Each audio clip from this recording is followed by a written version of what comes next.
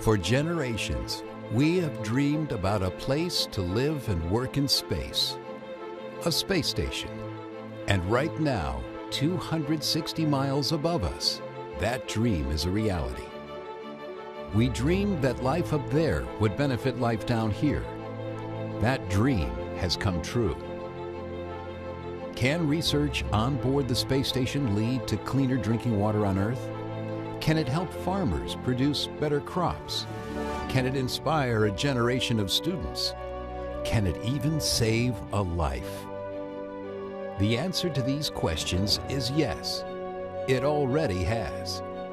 As the work aboard the International Space Station begins to reach its potential, the benefits to humanity are evident.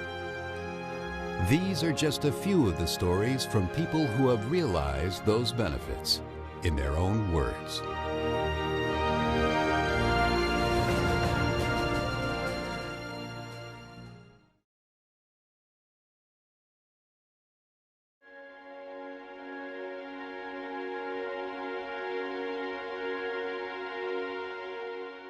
Is that 2? You say 2? I found a big lump in the side of my face, and I kept going to doctor after doctor. And I was in so much pain at that time. I was like dying in bed. It hurt so bad. I've never been in so much pain. I went for my first MRI, and then it showed up with like hundreds of tumors all over.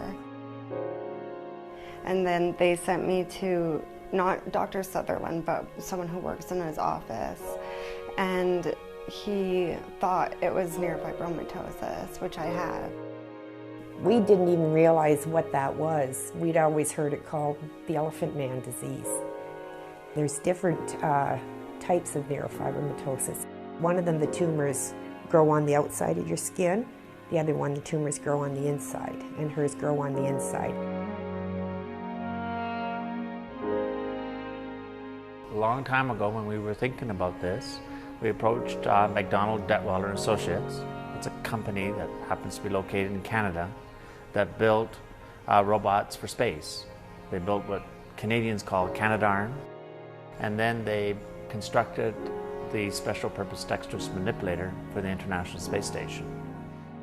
And the idea was, if they could build such complex robots, perhaps in collaboration with medicine, we could build a robot that could operate inside an MRI machine. We did not realize that it was built out of the same material as the space arm, and we're quite amazed that that's what he had made it out of. But it's the multi-dexterity of the robot, and that robot could perform tasks that made us become increasingly confident that we could overcome the challenges related to building a robot that could operate inside an MR machine with the precision, the accuracy, and the dexterity of a neurosurgeon.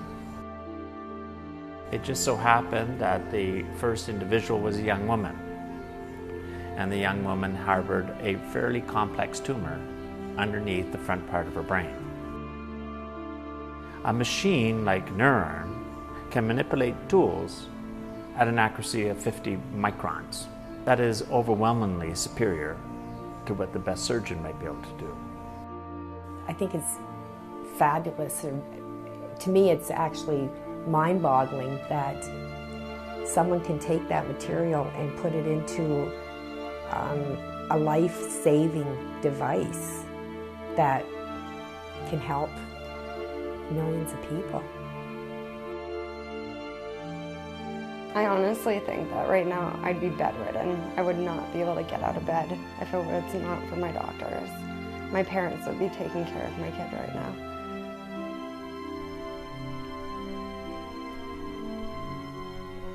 I guess I'm glad that it hopefully helped people who have my disease, and I hope that it helps people who need surgery in the future.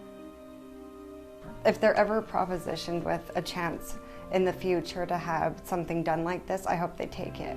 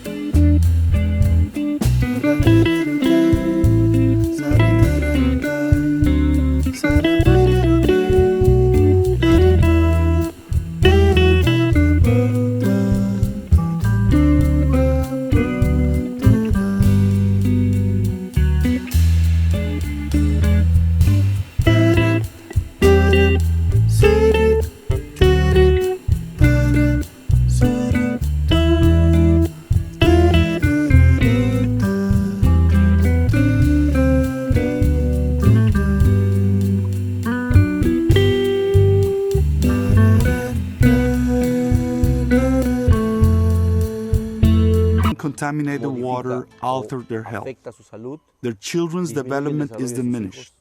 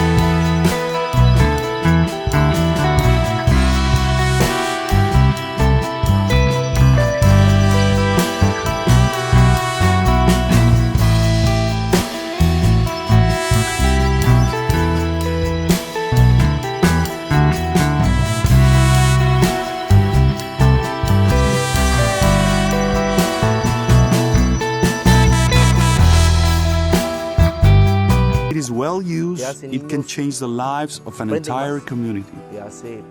It gives you children that learn more. It gives you parents who spend less money on medicine. It changes the future.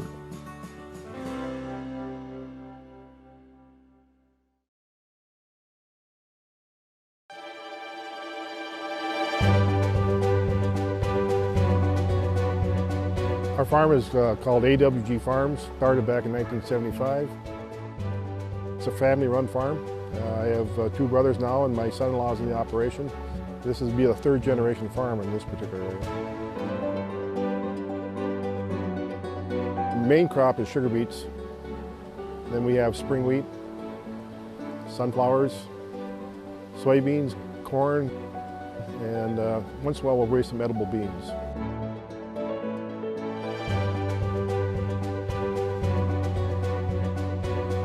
Remote sensing is a way to look at our crops during the growing season, to be able to determine if we need to do any monitoring of disease and or fertility differences. There was an organization over in Grand Forks, North Dakota called UMAC. That organization put a camera on the space station called Isaac. Well, the biggest problem with satellite imagery is the fact that Landsat we get every 16 days. And on that 16th day in this region, if we have cloud cover, that image is virtually useless for us. So then we have to wait another 16 days. The biggest thing with Isaac, we would get much more often. When we wanted to get that particular image, Isaac gave it to us when we wanted it versus a more rotational type satellite. And they were able to get imagery to us with a couple bands of light, the more necessary ones that we needed, which is near infrared and red. The near infrared band is something to do with biomass, how the crop is growing. More biomass, usually more yield potential. We're able to obtain a piece of software that's written by a local programmer in this region that allows us to take these images and manipulate them into zones within the field itself. And by doing that, we can see different patterns in the field. And within those patterns, we can manage the field differently based off of biomass or reflectance of the field itself. It's just a tool that we can use as a reference to be able to make better decisions. And by doing that, our farm is more profitable. And that to me is very important.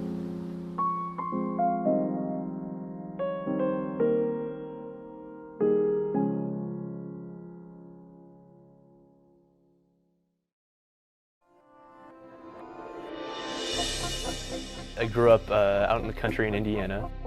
Corn and soybeans were the main crops. I had always been interested in technology and in science. Being out in the rural setting, there wasn't a whole lot of support for this.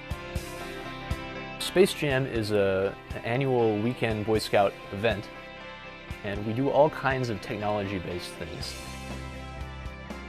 We have about 1,000 people that come every year. This is our 7th year doing it, and it's a blast every year. The contact with the International Space Station was one of the driving forces that helped to create Space Jam.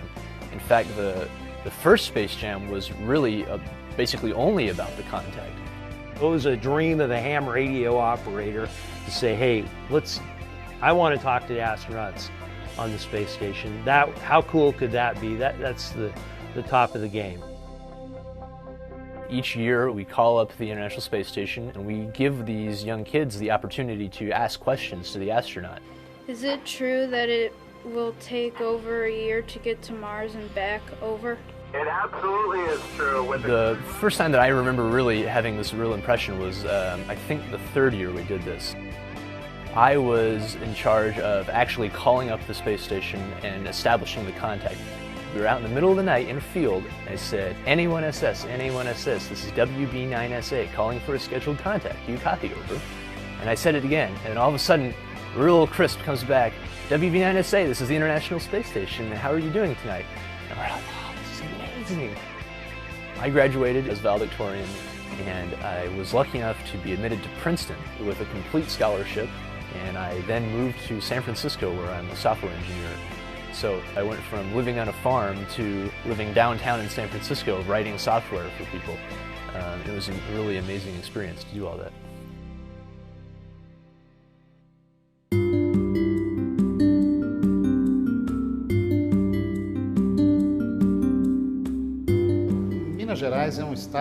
Minas Gerais is a large state.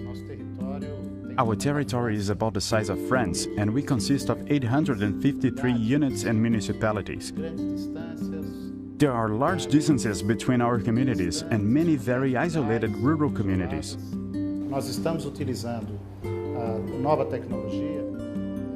We are using new technology that impacts the quality of prenatal care and the diagnostic capacity of the primary care doctor in these situations involving distant, isolated communities.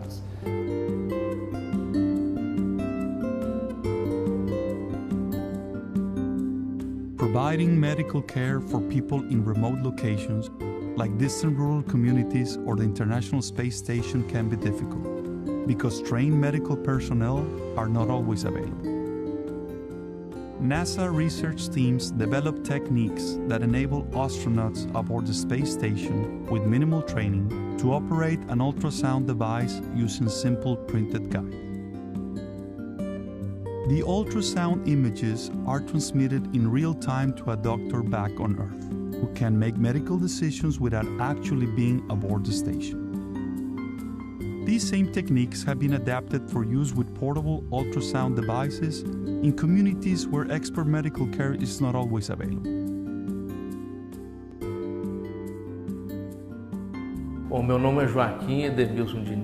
My name is Joaquim Diniz.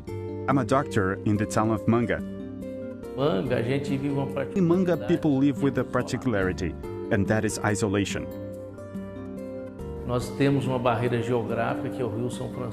We have a geographical barrier that is the São Francisco River, which is both a blessing for the region, but it also isolates us. We live in a region where financial resources are few. People do not have a lot of work, but they are honest, good people who do not have much opportunity. So there are many needy people who need these resources and rely only on this institution to provide assistance. This is a technology that helps us solve many problems.